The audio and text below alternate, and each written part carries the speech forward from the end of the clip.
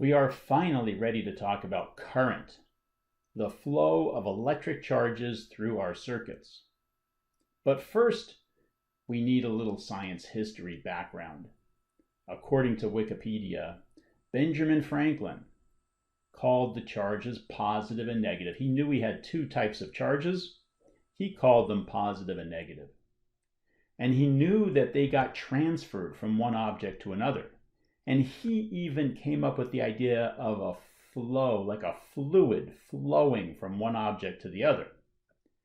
Unfortunately, he didn't know which charges moved. He guessed positive, and now we know that that is incorrect. So a lot of the work early on with circuits defined current as the direction positive charges flow through a circuit. We now know that positive charges don't move. It's the negatives that are moving in the opposite direction. But we're stuck with this convention. So when you see an arrow in a circuit indicating the direction of the current, that's this hypothetical movement of positive charges. The real movement is the electrons moving in the opposite direction. But how do we know positive charges are stationary? They stay with the nucleus of the atom, and it's the electrons, the negative charges, that can move through a circuit. There were two experiments that were done about the same time, and they both lead us to believe that it's the negative charges that are free to move in our typical metal conductors. The first one is very similar to what you may have done when you were a kid. If you had a wagon, at some point, you probably had a ball sitting in the back of your wagon. And if you pulled on that wagon and it got it to accelerate to the right, the ball would lag behind because the ball is made out of mass and it has some inertia, and it lags behind a little bit and ends up at the back of the wagon. The same thing happens with electrons. They are particles with mass. They have inertia. So if we take a piece of metal, a conductor,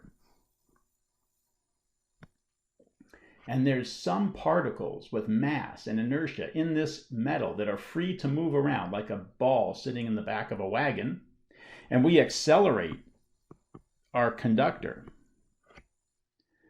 then whatever is free to move around will lag behind and end up built up at the back of the metal conductor, just like the ball ended up at the back of the wagon. And what we see is negative charges that build up at the back of the wagon, leaving positive charges behind at the front of the wagon. Not the wagon, the metal conductor. The second experiment took a piece of metal, a metal conductor, and it said, well, something is free to move around inside this conductor. It's either the positive charges or it's the negative charges. And we know that temperature tells us the average kinetic energy of the molecules in that material. If we heat up some material, the molecules will move faster. They'll vibrate more. And if they're free to move around, they'll move with more speed. If we keep heating it up, they'll move faster and faster. And pretty soon we can get it so hot that the atoms and molecules, whatever's free to move around in there, whatever those charge carriers are that are moving, who knows, are they the positives, are they the negatives, whatever's free to move around in there is moving so fast that they have enough energy they can break free from the surface and leave the solid material. That's what boiling is.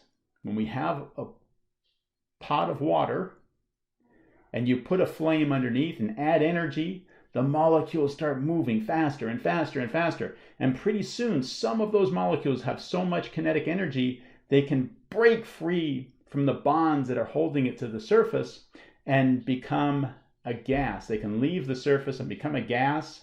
That's boiling. And that's what we're doing with our metal. We're taking our metal, we're heating it up.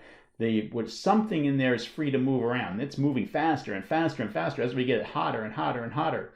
And pretty soon it's moving so fast, those charge carriers are moving so fast, they can break free from the surface and leave the surface. They can boil off the surface of the metal. And when we do that, we see electrons leaving the surface of the metal. So 2 experiments that were done that lead us to believe that it's the electrons that are moving in our typical metal conductors. How do the electrons move through a typical metal wire? Well, first we have to fill the space in that metal conductor with an electric field. I'll have my electric field point to the left. Our electron sees this electric field and feels a force because it's a charged particle sitting in an electric field, and it starts to move to the right. And then it collides with an atom or molecule that makes up this conductive material. Maybe this is a copper wire that we're using to carry current in the wall in our house. Maybe it's something else. But the copper wire is made up of copper atoms and probably some impurities, and the electron moves and it might collide with one of those copper atoms and bounce back a little bit, and then it would have to reestablish itself and feel the effects of that electric field and start moving again in this direction. And then it collides with something and bounces back, and then it moves this way. And then it collides with something, and maybe it bounces back, and then it moves this way. And it keeps bouncing back and forth like this, but the overall movement is to the right, because that's the direction the electric field is pushing it.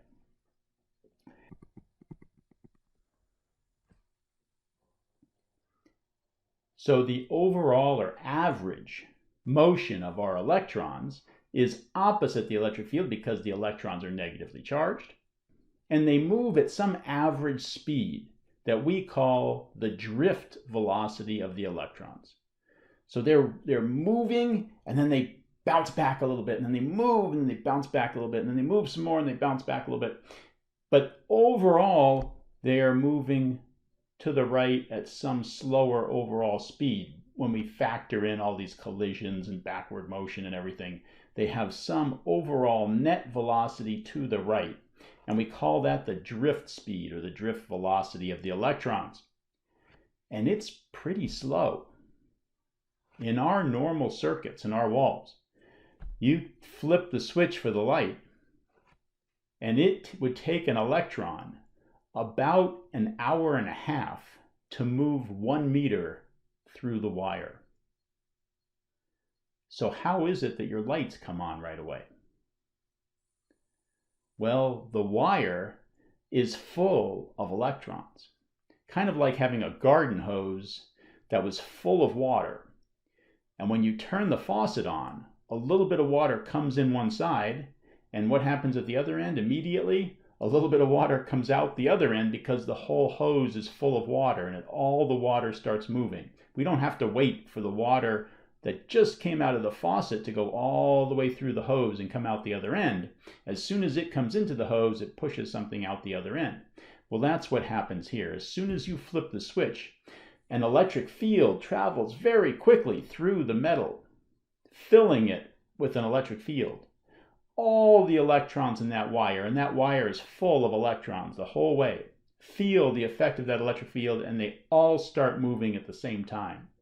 So even though the electron at the light switch, it takes it an hour and a half to move 1 meter up the wall towards the light, there are electrons all through the wire that are moving through the light the whole time, causing your light to come on. Now, what's the other effect here? Our electron feels the effects of this electric field, starts moving to the right, and hits something and bounces back. And then it says, oh, wait, I want to get moving to the right again. It gets moving to the right, and as soon as it starts to get moving any amount, it hits something else and gets kind of stopped. Well, what's that doing? That's wasting a lot of energy, right? Our electron gains some kinetic energy and hits a molecule that makes up the wire. And now that molecule that makes up the wire starts to vibrate a little bit faster. Well, what does that tell us about the wire? The wire is now hotter, right? Because temperature tells us the average kinetic energy of the molecules that make up the substance. So as that electron feels the force from the electric field and starts to move, it collides with the atoms and molecules that make up the wire. They pick up some energy and start to vibrate more, which means our wire is hotter. So we're losing some energy from the current, from the movement of the electrons in the circuit to heating up the wire.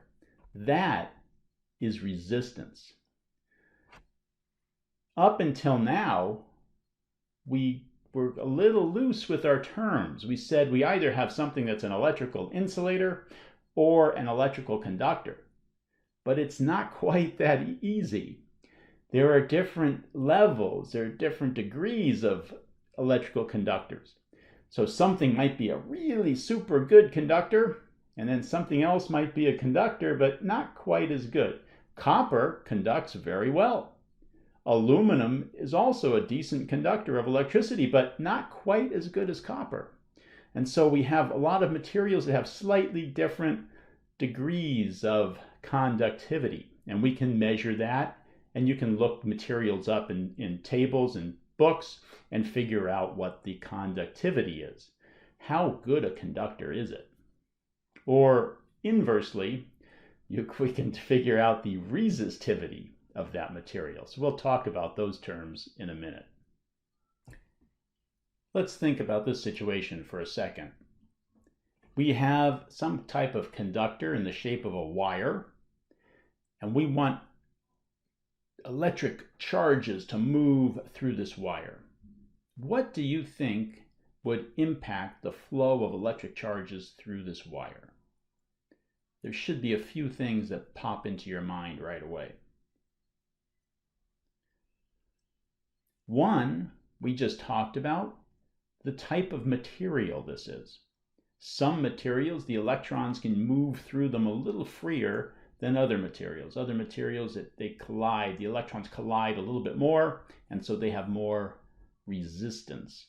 So the resistance of this wire,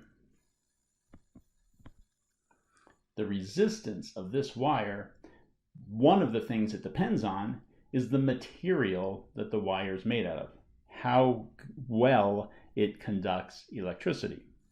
We call that rho the resistivity of the material.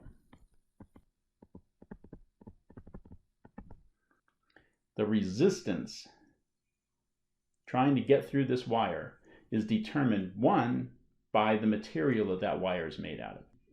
What else would the resistance depend on? This is how difficult is it for the electron to get from one end of my wire to the other end of my wire. It would also depend on the length of the wire.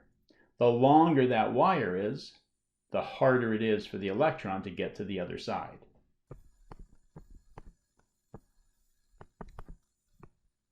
So the length of the wire should be in my equation. And what else might it depend on? Maybe think about flowing water through a pipe. What would make it easier or more difficult to flow a given amount of water through a pipe? The diameter of the pipe, right? You get a bigger diameter pipe, it's easier to flow water through it. If you get a smaller diameter pipe, it's a little harder to get the water to flow through it. So the same is true here.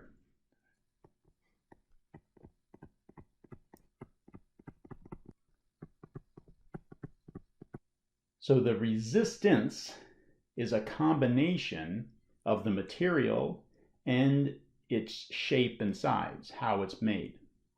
The resistivity is just a function of the material. So if I have a given amount of copper, copper has a certain resistivity. That's something we can look up. But if I wanted to know the resistance of a copper wire, I would have to know more than just that it's made out of copper. I would have to know what its cross-sectional area is and what its length is. And sometimes we talk about conductivity. Conductivity and resistivity are just inverses of each other. So if something has a big conductivity, it's a good conductor, it would have a very low resistivity, and vice versa. Let's think about what happens in our typical metal conductors when we run a current through them. We already talked about the fact that just the act of running a current through a conductive material will cause that material to heat up a little bit because the material has some resistance, which means the electrons, as they try to move through the material, will collide and give energy to the atoms and molecules that make up the material. And what is that energy? It's in the form of heat. The conductive material heats up a little bit. But what happens if we heat up the material? As you add energy to the material, let's say we're trying to flow a current through a material, and then we want to heat that material up and see what happens to the resistivity of the material, see what happens to the current we're trying to flow through it. So I have a wire here carrying some current, and I take out my match and light it and hold it over the wire. Well, I'm adding a lot of energy to the atoms and molecules that make up the wire. They're getting hotter. What does that mean? It means they have more kinetic energy now. They are vibrating more. And if they are vibrating more, what happens to the electrons as it tries to get through? Well, there's more of a chance for them colliding with the atoms and molecules. If the atoms and molecules are kind of not moving very much, the electron can get through a little easier. If the atoms and molecules are wiggling more, it's a little harder for the electrons to get through. So the resistivity increases. The resistivity of my metal conductor increases as I raise its temperature. What we end up with is a graph that looks something like this. The resistivity, as the temperature increases, also increases. This is for our typical metal conductors. Semiconductors have a very different mechanism, and their conductivity actually increases with temperature because more electrons are being excited into the conduction band. But we'll focus on typical metal conductors for the purposes of this class. And there are some special materials that as we bring the temperature down, the resistivity comes down and down and down until it actually goes to zero.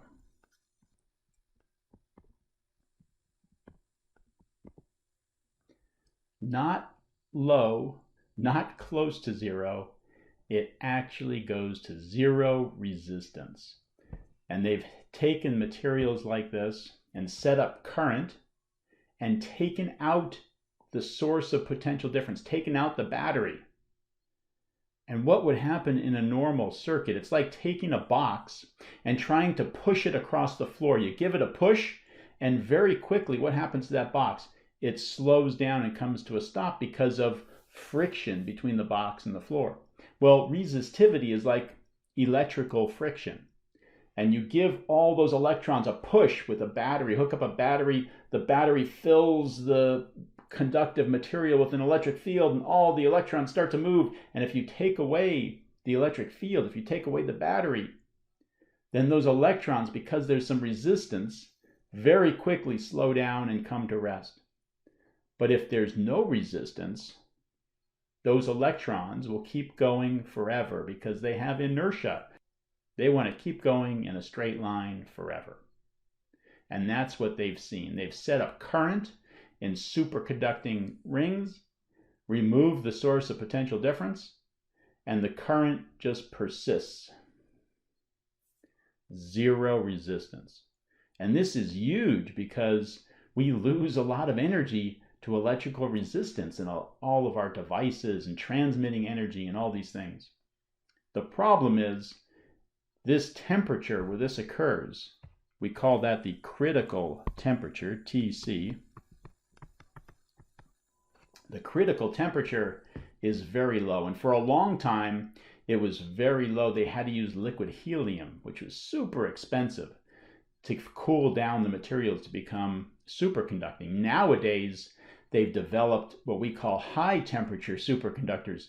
They work at liquid nitrogen temperatures. So we're still talking about -200 degrees Celsius, but at least we can use liquid nitrogen to get the wire cool enough, which is much less expensive and much more abundant than liquid helium.